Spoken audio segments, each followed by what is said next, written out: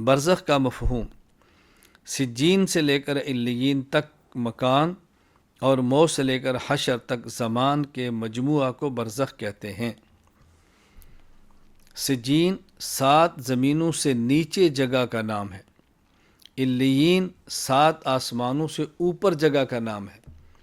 تو 7 زمینوں سے نیچے سجین، 7 آسمانوں سے اوپر علیین، یہ درمیان کی ساری جگہ مکان۔ موت کے بعد سے لے کر حشر تک کا جو وقت ہے یہ زمان۔ جب یہ دو چیزیں جمع ہوتی ہیں اسے کہتے ہیں برزخ۔ سجین سے علیین تک کا مکان اور موت سے لے کے حشر تک کا زمان، جب دو چیزیں ملتی ہیں تو پھر اس کو برزخ کہتے ہیں۔ یہ معنی سمجھ آ گیا تو نظریہ سمجھ آئے گا، عقیدہ سمجھ آئے گا، اشکالات ختم ہو جائیں گے۔ برزخ میں عذاب ہو رہا ہے کس کو؟ فرعون کو۔ لوگ کہتے ہیں فرعون تو اسی زمین پر ہے، اس کی تو قبر ہے ہی نہیں۔ ہم نے بتایا کہ قبر کہتے ہیں جہاں میت یا میت کے جزا وہی قبر ہے، گڑھا ضروری نہیں۔ برزخ کا عذاب کیسے ہے؟ برزخ تو بعد میں تمہارے سامنے ہے۔ سجین سے لے کر علیین تک کا مکان، یہ ساری جگہ، فرعون اس کے اندر ایسے باہر تو نہیں نکلا، تو یہ اس کے لیے برزخ ہے۔ اب دیکھو ہم اسی زمین پر ہیں، اور کتنے لوگ جو دفن ہو کے زمین پر نہیں، زمین پر ان کی میت کو رکھ دیا جاتا ہے، اور دفن بھی ہے تو اسی زمین کے اندر ہے نا، کسی اور جگہ پہ تو نہیں ہے۔ ایک شخص قبر میں دفن ہوتا ہے اور بظاہر سطح عرض سے وہ 3 فٹ نیچے ہے، 4 فٹ نیچے ہے، اور ایک شخص بیسمنٹ کے اندر رہتا ہے، تہ خانہ اور بیسمنٹ وہ 10 میٹر نیچے ہے۔ کہاں کہ بیسمنٹ کی 5 منزلیں ہوتی ہیں نیچے کی جانب، اور نیچے کی جانب 5 اس کے طبقات ہوتے ہیں۔ اب آپ بتائیں، وہ تو میت سے بھی نیچے ہے، وہ برزخ میں نہیں ہے اور یہ برزخ میں ہے۔ کیوں؟ اس لیے یہ شخص جس کی سانس چل رہی ہے، اس کا بھی زمانہ شروع نہیں ہوا، زمانہ موت کے بعد کا ہو۔ ہم یہاں اسی زمین پر ہیں، ہمیں مکان تو ملا ہے سجین سے علیین تک، ابھی زمان نہیں ملا جو موت سے حشر تک ہے۔ اور جو فوت ہو گیا اس کو مکان بھی مل گیا اور زمان بھی مل گیا۔ تو برزخ نام ہے سجین سے لے کر علیین تک کے مکان کا، اور موت سے لے کر حشر تک کے زمان کا۔ دو چیزیں ملیں تو پھر کہتے ہیں یہ برزخ ہے، پردہ ہے۔ اب یہ پردے میں چلا گیا، اب اس سے ہونے والے حالات ہمیں نظر نہیں آئیں گے۔ اس کو ثواب بھی ہوگا، عذاب بھی ہوگا، چیخیں بھی نکلیں گی اگر کافر ہے، راحت بھی محسوس کرے گا مومن ہے، لیکن ہمیں نظر نہیں آئے گا۔ کیوں؟ یہ برزخ اور پردے کے اندر چلا گیا ہے۔ قبر میں حیات: موت کے بعد قیامت سے پہلے قبر اور برزخ میں مردے کے جسم سے روح کا اتنا تعلق قائم کر دیا جاتا ہے جس کی وجہ سے اسے ایک قسم کی حیات ملتی ہے۔ قبر کی حیات نظر نہ آنے والی مخفی حیات ہوتی ہے، نہ آنکھ سے نظر آتی ہے اور نہ ہاتھ لگانے سے محسوس ہوتی ہے۔ قبر میں انسان کو حیات ملتی ہے، جسے کہتا ہے نوع من الحیات، معمولی حیات۔ توجہ رکھنا، عام انسان کی بات ہو رہی ہے، نوع من الحیات، انبیاء علیہ السلام کی نہیں۔ اسے کہتے ہیں اتنی حیات قدر ما یتلذذ و یتألم۔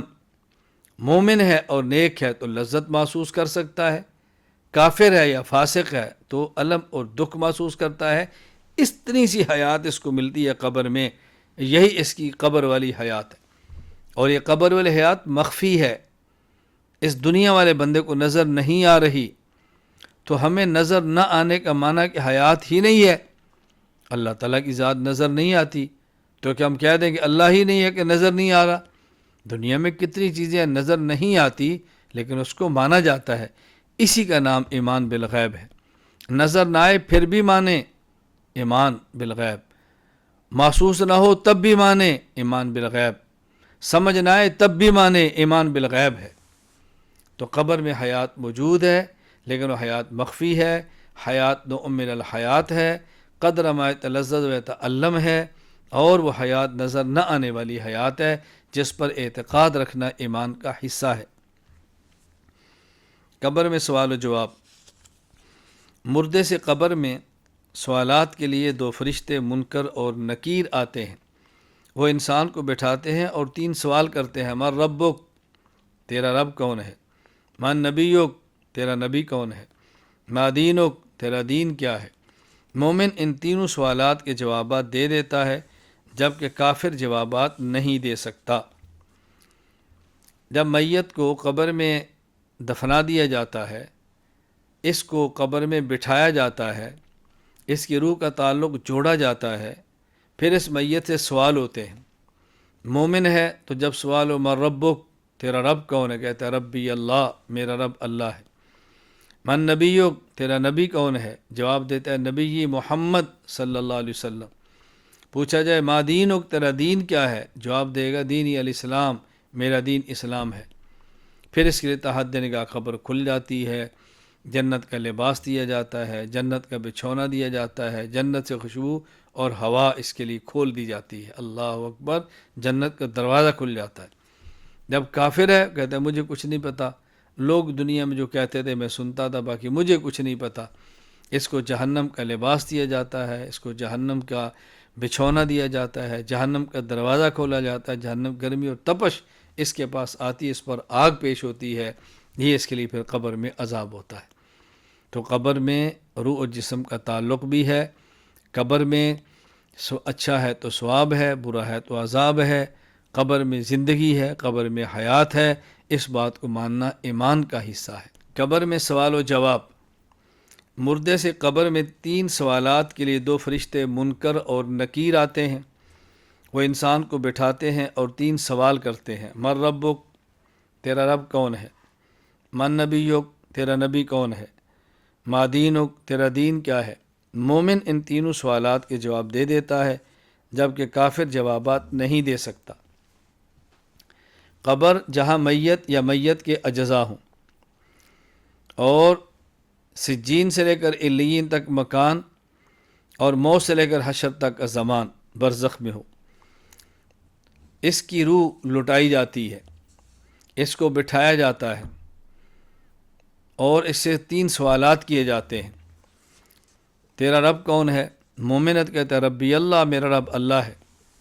تیرا نبی کون ہے، مومنت کہتا ہے نبی محمد صلی اللہ علیہ وسلم، میرے نبی حضرت محمد ہیں۔ ما دینک، مومنت کہتا ہے دین الاسلام، میرا دین اسلام ہے۔ کافر ہے تو کہتا ہے مجھے کچھ نہیں پتہ، لا ادری، میں نہیں جانتا۔ اقول کما یقول الناس، بس لوگ دنیا میں کہتے تھے میں بھی سنتا تھا، باقی مجھے نہیں پتہ اللہ کون ہے، مجھے نہیں پتہ میرا نبی کون ہے، مجھے نہیں پتہ میرا دین کیا ہے۔ یہ کافر کہتا ہے۔ یہ ذہن نشین فرما لیں کہ جو قبر میں سوالات ہوتے ہیں اس کے لیے الفاظ یہ ہیں، اور بعض احادیث میں دوسرے الفاظ بھی آئے ہیں، ما تقول فی ھذا الرجل محمد صلی اللہ علیہ وسلم، یہ الفاظ بھی آئے ہیں، اور نبی محمد بھی آیا ہے، اور کہیں خاتم النبیین کا لفظ بھی آیا ہے، کئی الفاظ اور بھی آئے ہیں، لیکن ان سب کا خلاصہ اور بنیاد یہی تین سوال ہیں۔ تیرا رب کون ہے، تیرا نبی کون ہے، تیرا دین کیا ہے۔ یہ اعتقاد رکھنا ضروری ہے کہ قبر میں حیات بھی ہوتی ہے اگرچہ مخفی ہو، قبر میں سوال و جواب بھی ہوتا ہے اگرچہ باہر والوں کو نظر نہ آئے، قبر میں منکر اور نکیر دو فرشتے بھی آتے ہیں اگرچہ ہم اس کو محسوس نہ کریں، باہر سے نہ سن سکیں، لیکن قبر برحق ہے، قبر کے سوالات برحق ہیں، ملائکہ کا آنا برحق ہے، اور سوال و جواب برحق ہیں، ثواب و عذاب برحق ہے۔ قبر میں ثواب و عذاب، جو انسان ان تین سوالات کے جواب دیتا ہے اس کو قبر میں سکون و آرام ملتا ہے، اسے جنت کا لباس، جنت کا بستر دیا جاتا ہے، اس کے لیے جنت کی کھڑکی کھول دی جاتی ہے جس سے جنت کی خوشبو اور ٹھنڈی ہوا اس کی قبر میں پہنچتی رہتی ہے، اس کی قبر کو تحد نگاہ وسیع کر دیا جاتا ہے، اور اس کی قبر کو جنت کا باغ بنا دیا جاتا ہے، اور جو ان تین سوالوں کے جواب نہیں دیتا اس کی قبر کو اس کے لیے تنگ کر دیا جاتا ہے، اسے جہنم کا لباس پہنایا جاتا ہے، جہنم کا بستر دیا جاتا ہے، اس کی قبر کی طرف جہنم کی کھڑکی کھول دی جاتی ہے جس سے جہنم کی تپش اور جہنم کا دھواں آتا رہتا ہے۔ دیکھو ہم بتا چکے ہیں کہ قبر میں، قبر موت سے حشر تک برزخ، اس میں سوال اور جواب اجمالی ہیں، یہ قیامت صغریٰ ہے۔ ثواب اور عذاب بھی اجمالی ہے۔ یہاں جنت میں داخل نہیں کیا جاتا، جنت کی کھڑکی کھول لیتے ہیں، فیاتی ہے من طیبہا و روحہا، جنت کی خوشبو اور ہوا آتی ہے۔ جہنم میں داخل نہیں کیا جاتا اگر کافر ہے، جہنم کی کھڑکی اور دروازہ کھولا جاتا ہے، فیاتی ہے من سمومہا، وہاں جہنم کی لو اور گرم ہوا وہاں پہ آتی ہے۔ یہ دیکھتا ہے کہ میں نے بالآخر اس میں جانا ہے۔ مومن ہے تو خوشیاں محسوس کرتا ہے کہ جنت میں جانا ہے، کافر ہے تو دکھ محسوس کرتا ہے کہ میں نے جہنم کے عذاب کے اندر جانا ہے۔ تو قبر میں ثواب و عذاب برحق ہے، قبر میں ثواب و عذاب برحق ہے، قبر میں ثواب و عذاب برحق ہے۔ ایصال ثواب، انسان عمل کر کے اجر خود لے تو اسے ثواب کہتے ہیں، اور عمل کر کے اس کا اجر کسی اور کو دے تو اسے ایصال ثواب کہتے ہیں۔ اہل السنت والجماع کے ہاں ثواب اور ایصال ثواب دونوں برحق ہیں۔ اگر کوئی زندہ مسلمان صحیح العقیدہ شریعت کے مطابق اخلاص کے ساتھ کسی زندہ یا مردہ شخص کے لیے جو مسلمان صحیح العقیدہ ہو دعا کرے، بدنی یا مالی نفلی عبادت کر کے اجر و ثواب میت کو دینا چاہے تو اللہ پاک اس کا ثواب میت کو عطا فرما دیتے ہیں۔ کوئی عمل کرنا ثواب خود لینا، کوئی عمل کرنا اجر خود لینا ثواب ہے، عمل کرنا اجر کسی اور کو دینا یہ ایصال ثواب ہے، اور یہ اللہ کا کرم کا معاملہ ہے، یہ نظام کرم ہے، قانون کرم ہے، قانون عدل نہیں ہے۔ دیکھیں، اگر کوئی شخص گناہ کرے اور کہ میرے اس گناہ کا عذاب فلاں کو دے، اللہ نہیں دیتے۔ کوئی نیک عمل کرے اور نفلی عبادت کرے، یا اللہ اس کا اجر فلاں کو دے، اللہ دے دیتے ہیں۔ یہ اللہ کا قانون کرم ہے کہ اللہ تعالیٰ انسان کو موت کے بعد پیچھے سے آنے والے ایصال ثواب کو عطا فرماتے ہیں۔ تو ایصال ثواب کا عقیدہ برحق ہے۔ قرآن کریم کی تلاوت کریں، درود پاک پڑھیں، یا کوئی اور ذکر اذکار کریں، نفل پڑھیں، صدقہ خیرات دیں، مسجد بنوا دیں، کوئی بھی ایسا نیک عمل کریں اور اس کا اجر کسی کو دینا چاہیں تو اللہ اس کا اجر عطا فرما دیتے ہیں، خواہ زندہ کو دیں، خواہ فوت ہو چکا اس کو دیں، حیٌ یا میت، اللہ ہر کسی کو اس کا اجر اپنے کرم سے پہنچا دیتے ہیں۔ یہ ایصال ثواب ہے۔ قیامت کبریٰ، اللہ تعالیٰ جب اس عالم کو فنا کرنا چاہیں گے تو جناب حضرت اسرافیل علیہ السلام کو حکم ہوگا، وہ سور پھونکیں گے جس کی آواز شروع میں نہایت دھیمی اور سریلی ہوگی، جو آہستہ آہستہ بڑھتی چلی جائے گی، جیسے انسان، جنات، چرند پرند سب حیرت کے عالم میں بھاگنے لگیں گے۔ جب آواز کی شدت اور بڑھے گی تو سب کے جگر ٹکڑے ٹکڑے ہو جائیں گے، پہاڑ ریزہ ریزہ ہو کر روئی کی طرح اڑنے لگیں گے، آسمان پھٹ جائے گا، ستارے جھٹ جائیں گے، سارا عالم فنا ہو جائے گا۔ پھر اللہ تعالیٰ کے حکم سے حضرت اسرافیل علیہ السلام پر بھی موت آ جائے گی، اللہ تعالیٰ کی ذات کے علاوہ کوئی چیز باقی نہیں رہے گی۔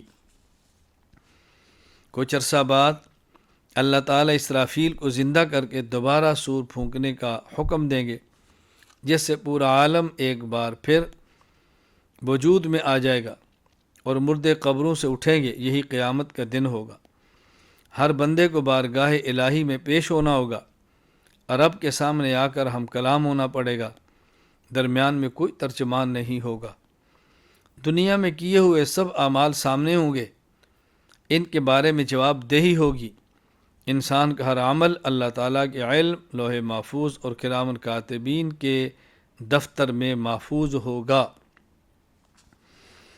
زمین انسان کے ہر قول و فعل کو ریکارڈ کر رہی ہے، زمین انسان کے ہر قول و فعل کو محفوظ کر رہی ہے۔ قیامت کے دن وہ سب کچھ اگل دے گی اور گواہی دے گی کہ اس انسان نے فلاں وقت اور فلاں جگہ یہ کام اچھا یا برا کیا تھا۔ انسانی اعضاء جوارے کو بھی اس دن زبان مل جائے گی جو انسان کے حق میں یا اس کے خلاف بولے گی۔ اس دن نبی اکرم صلی اللہ علیہ وسلم شفاعت فرمائیں گے، آپ صلی اللہ علیہ وسلم کے پیروکاروں کو یہ سعادت نصیب ہوگی، گمراہ اس سے محروم رہیں گے۔ قیامت کا دن دنیا کے دنوں کے اعتبار سے 50,000 سال کا ہوگا۔ اس دن ایک ترازو قائم ہوگا جس کے ذریعے اعمال تولے جائیں گے، جہنم کی پشت پر پل صراط قائم ہوگا، جو بال سے زیادہ باریک اور تلوار سے زیادہ تیز ہوگا، اس کی مسافت 1500 سال کی ہوگی، ہر شخص کی رفتار اس کے اعمال کے مطابق ہوگی۔ اس دن موت کو ایک دمبے کی شکل میں لا کر ذبح کر دیا جائے گا۔ قیامت کی علامات صغریٰ یعنی چھوٹی نشانیاں۔ علامات صغریٰ سے مراد وہ علامتیں ہیں جو حضور صلی اللہ علیہ وسلم کی پیدائش سے لے کر حضرت مہدی علیہ رضوان کی آمد تک وقوع پذیر ہوں گی۔ ان میں سے کچھ علامات ظاہر ہو چکی ہیں اور کچھ باقی ہیں۔ یعنی قیامت کی دو قسم کی علامات ہیں، بعض علامات صغریٰ چھوٹی علامات، بعض علامات کبریٰ یعنی بڑی علامات۔ اب ان میں فرق کیا ہے؟ علامات صغریٰ کن علامات کو کہیں گے، علامات کبریٰ کن علامات کو کہیں گے، چھوٹی علامات کون سی کہلائیں گی اور بڑی علامات کون سی کہیں گی، قیامت کی چھوٹی نشانیاں کون سی ہے، قیامت کی بڑی نشانیاں کون سی ہے۔ تو حضور اکرم صلی اللہ علیہ وسلم سے لے کے حضرت مہدی رضی اللہ عنہ کی پیدائش تک ان علامات کو قیامت کی علامات صغریٰ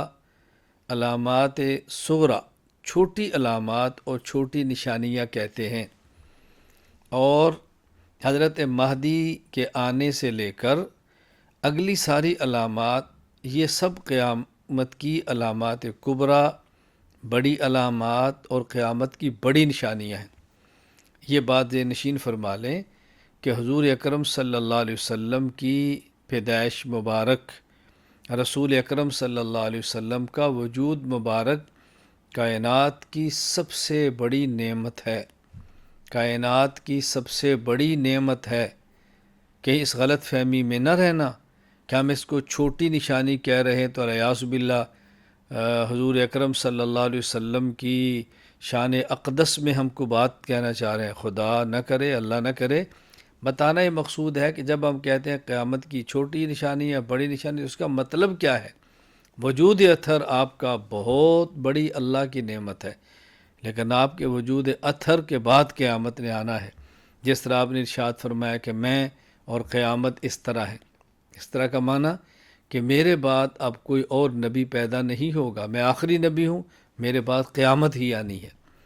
یہ بات اچھی طرح ذہن نشین فرما لیں۔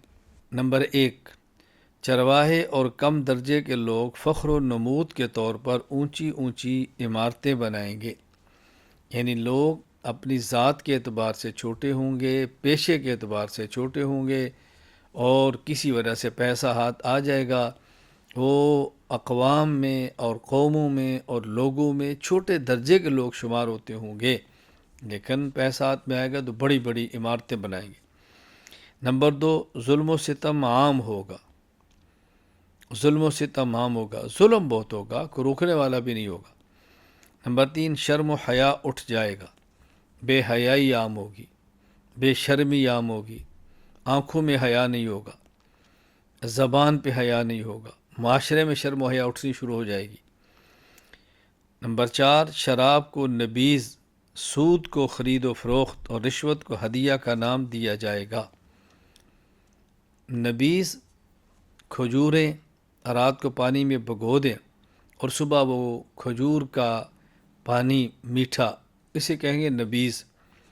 تو لوگ کہیں گے بھی جس طرح کھجور کو آپ میٹھا کر لے، کھجور کے پانی کو آپ نے پی لیا ہے، کھجور بھگوئی ہے اور مٹھاس آ گئی ہے، یہی شراب ہے، اور شراب کوئی نئی چیز تو نہیں ہے، الیاذ باللہ۔ تو یوں شراب کو نبیذ تمر کہہ دیا جائے گا، اور سود کو لوگ خرید و فروخت کہیں گے کہ جس طرح آپ کوئی اور چیز بیچتے ہیں اور منافع کماتے ہیں، تو ہم نے پیسے کے بدلے میں، روپے کے بدلے میں، ڈالر کے بدلے میں، سونے کے بدلے میں لیا ہے، تو اگر اس میں اونچ نیچ ہوگی تو کیا ہے؟ یہ بھی تو ایک تجارت ہی ہے، الیاذ باللہ۔ اور رشوت کو ہدیہ کا نام دیں گے، یعنی ایک ناجائز کام کرائیں گے اور اس پر رشوت دیں گے، اور یا جائز کام ہوگا لیکن دینے والا مجبور ہوگا، اس کے بعد اس کا کام نہیں ہوگا تو کہیں جی ہمارے طرف سے آپ ہدیہ رکھ لیں، تو ہوگا رشوت اور لوگ اس کو ہدیہ کہیں گے۔ نمبر 5، علم اٹھ جائے گا اور جہل زیادہ ہو جائے گا، علم کم ہو جائے گا، علم نہیں رہے گا، جہالت عام ہو جائے گی، اور سب سے بڑا ظلم یہ ہے کہ جاہل بھی خود کو اہل علم سمجھیں گے۔ نمبر 6، سرکاری خزانوں کو حکومتی لوگ لوٹیں گے۔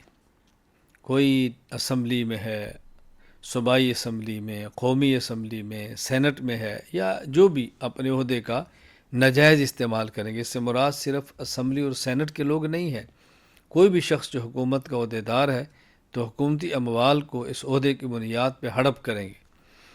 نمبر 7، زکوٰۃ کو ٹیکس سمجھا جائے گا، یعنی جس طرح کوئی انسان ٹیکس دے تو خود کے اوپر بوجھ محسوس کرتا ہے، اسی طرح لوگ اللہ کے نام پر زکوٰۃ دینے کو بھی بوجھ محسوس کریں گے۔ نمبر 8، دین کو دنیا کے لیے استعمال کیا جائے گا۔ کوئی انسان دین کا سبق دیتا ہے، مقصود دنیا ہے، علم پڑھاتا ہے، مقصود تنخواہ ہے، کوئی بیان کرتا ہے، مقصود کمانا ہے، قرآن کریم کی تلاوت کرتا ہے، مقصد پیسہ ہے، نعت پڑھتا ہے، مقصد پیسہ ہے، تو یہ مقصد دنیا کو بنا لیا جائے گا۔ ہاں، اگر کوئی شخص سبق پڑھاتا ہے اور اس کا کوئی ذریعہ معاش نہیں ہے اور وہ اس لیے پیسے لیتا ہے، اگر میں معاش کے لیے تنخواہ نہیں لوں گا تو مجھے دین کا کام چھوڑ کر دنیا کے کام میں لگنا پڑے گا، میری مجبوری ہے، تو یہ بات بالکل الگ ہے۔ یہ نہ سمجھا جائے کہ مؤذن کے لیے تنخواہ لینا، امام کے لیے تنخواہ لینا، دین پڑھانے والے کے لیے تنخواہ لینا کہ وہ بھی دنیا کے لیے ہے اور یہ اس کے اندر شامل ہے۔ ہرگز ایسی بات نہیں۔ ایک ہے دین کی خدمت کرنا اور کوئی اور ذریعہ معاش نہ ہونا اور مجبوری اور ضرورت کی وجہ سے معاوضہ لے لینا، یہ الگ بات ہے۔ اور ایک یہ ہے کہ دین بیان کرنے سے، دین پڑھانے سے مقصود دنیا ہو، یہ بات الگ ہے۔ دونوں میں فرق اچھی طرح سے نشین فرما لیں۔ نمبر 9، شوہر بیوی کی اطاعت کرے گا اور ماں کی نافرمانی کرے گا، یعنی ایک ایسا حق جو ماں کا ہے اس کو چھوڑ دے اور اس کے بدلے میں بیوی کی سائڈ لے۔ یہ معنی ہے کہ بیوی کی اطاعت کرے گا اور ماں کی نافرمانی کرے گا، مگر نہ اپنی بیوی کو خوش رکھنا، بیوی کے ساتھ دل لگی کرنا، بیوی کی ضرورتیں پوری کرنا، یہ بیوی کی اطاعت اور ماں کی نافرمانی نہیں۔ ماں کا اپنا حق ہے، بیوی کا اپنا حق ہے، یعنی اپنی بیوی کی رعایت میں ماں کی نافرمانی کرے گا، یہ قیامت کی علامت ہے۔ باقی ہماری ماؤں کو بھی یہ بات سمجھنی چاہیے کہ جو بیاہ کر ہم بہو لائے ہیں، جو ہمارے گھر میں آئی ہماری بیٹی ہے، اس کا بھی حق ہے۔ بس اوقات مائیں بھی غلط طرز اختیار کرتی ہیں، ساس غلط رویہ اپناتی ہے آنے والی بہو کے ساتھ، یہ ٹھیک نہیں ہے۔ اس کی زندگی ہے، اس کو شوہر کے ساتھ خوش رہنے دیں، اس کو شوہر کے ساتھ رہنے کا موقع دیں۔ بات بات پہ اپنی بات اپنے بیٹے کو مت بنوائیں کہ تم اس کو چھوڑو اور میری بات مانو، اس کا خیال نہ کرو، میرا خیال کرو، یہ بھی ٹھیک نہیں ہے۔ ذرا ان چیزوں کو اچھی طرح سمجھنا چاہیے۔ بہرحال قیامت کی نشانی یہ ہے کہ ایک جائز خواہش ماں کی ہے، وہ پوری نہ کی جائے، اس کے مقابلے میں بیوی کی بات مانی جائے تو یہ ٹھیک نہیں، یہ ہے علامت قیامت۔ نمبر 10، دوست سے پیار کرے گا اور باپ سے بے توجہی کرے گا، یعنی عشاء کے بعد کا وقت ہے، گھر میں باپ منتظر ہے اور باپ کی بجائے دوست کے ساتھ بیٹھا ہوا ہے۔ ایک باپ کا تقاضا ہے وہ پورا نہیں کر رہا، دوست کے تقاضے پورے کر رہا ہے۔ باپ کو وقت دینا چاہیے، نہیں دے رہا، اور دوستوں کو وقت دے رہا ہے، یہ معنی ہے۔ اس کا یہ معنی ہرگز نہیں ہے کہ دوستوں کو وقت نہ دیا جائے، دوستوں کو وقت دیں لیکن والد کو ترجیح دیں، دوستوں کے ساتھ بیٹھیں لیکن باپ کا حق مقدم سمجھے، اس کو پہلے ادا کریں، بعد میں دوست ہیں، والد پہلے ہے۔ نمبر 11، ذلیل اور فاسق شخص قوم کے سردار بن جائیں گے، یعنی گھٹیا لوگ، بد کردار لوگ رعب سے، دبدبے سے، اپنی قوت اور طاقت سے سرداری کریں گے۔ نمبر 12، گانا گانے والیوں کا بول بالا ہوگا، یعنی گانے والیوں کو معاشرے میں عزت کی نگاہ سے دیکھا جائے، گانے والیوں کو پروٹوکول دیا جائے اور گانے والیوں کو بڑا اچھا سمجھا جائے، یہ قیامت کی نشانی ہے۔ نمبر 13، مسجد میں زور زور سے باتیں ہوں۔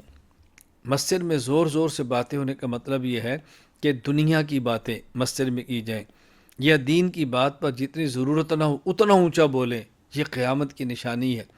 سامنے بیان سننے والے 15 بندے ہیں اور زور اتنا ہے جس طرح 1500 بندوں کے اندر لگایا جاتا ہے۔ مسجد میں نماز ہو رہی ہے اور امام کے جو مقتدی اتنے ہیں کہ وہ 5 ہیں یا 10 ہیں یا ایک صف ہے، اور لاؤڈ سپیکر لگا کر پورے مسجد میں اور مسجد سے باہر تک آواز، یہ بات نشین فرما لیں کہ مسجد میں زور زور سے باتیں کرنا یہ بھی ٹھیک نہیں ہے، اور اتنا اونچا بیان کرنا جس کی ضرورت نہ ہو یہ بھی ٹھیک نہیں ہے۔ ہاں کوئی بات ایسی ہے جو تشجیع والی ہے، غیرت والی ہے، بہادری دلانے والی ہے، کوئی شرعی بنیاد پہ برانگیختہ کرنے والی ہے، یہ بات الگ ہے۔ بلا وجہ شور شرابہ مسجد میں قیامت کی نشانی ہے۔ نمبر 14، شراب عام ہوگی۔ شراب عام ہوگی، شراب عام ہونے کا مطلب گناہ ہی نہیں سمجھا جائے گا، عیب ہی نہیں سمجھا جائے گا، دکانیں دن رات کھلی ہوگی، اور مسلمان ملکوں میں بھی ایسے ہوگا، شراب عام ہوگی۔ نمبر 15، اس امت کے آخری لوگ پہلے لوگوں پر لعنت کریں گے، یعنی پہلے جو اکابر گزرے ہیں، جو اسلاف گزرے ہیں، جو دین کی خدمت کر چکے ہیں، بعد میں آنے والے ان پر لعنت کریں گے، ان کو برا کہیں گے، ان کی صحیح تحقیقات کو رد کریں گے اپنی شہرت اور لالچ کے لیے۔ کسی مسئلے پر جو کہ اجتہادی ہے، اگر بعد والے اس اجتہادی مسئلے پر اختلاف کر لیں تو یہ الگ بات ہے، لیکن پہلو والوں کو برا بھلا کہنا، لعن طعن کرنا، یہ بات بالکل الگ ہے۔ نمبر 16، مردوں میں ریشم عام ہو جائے گا۔ ریشم مردوں کے لیے حرام ہے، عورتوں کے لیے جائز ہے۔ سونے کا زیور عورتوں کے لیے جائز ہے اور مردوں کے لیے حرام ہے۔ قیامت کی نشانی یہ ہے کہ مردوں میں ریشم کا رواج ہوگا۔ نمبر 17، جھوٹ کا رواج عام ہو جائے گا۔ بات بات میں جھوٹ بولیں گے، مزاح میں جھوٹ بولیں گے، کاروبار میں جھوٹ بولیں گے۔ اب تو اتنا جھوٹ عام ہے کہ لوگ کہتے ہیں جھوٹ کے بغیر کاروبار ہی نہیں چلتا، جھوٹ کے بغیر بزنس ہی نہیں ہو سکتا۔ الیاذ باللہ، الیاذ باللہ، حاشا وکلہ، بہت غلط بات ہے۔ تو جھوٹ عام ہو جائے گا۔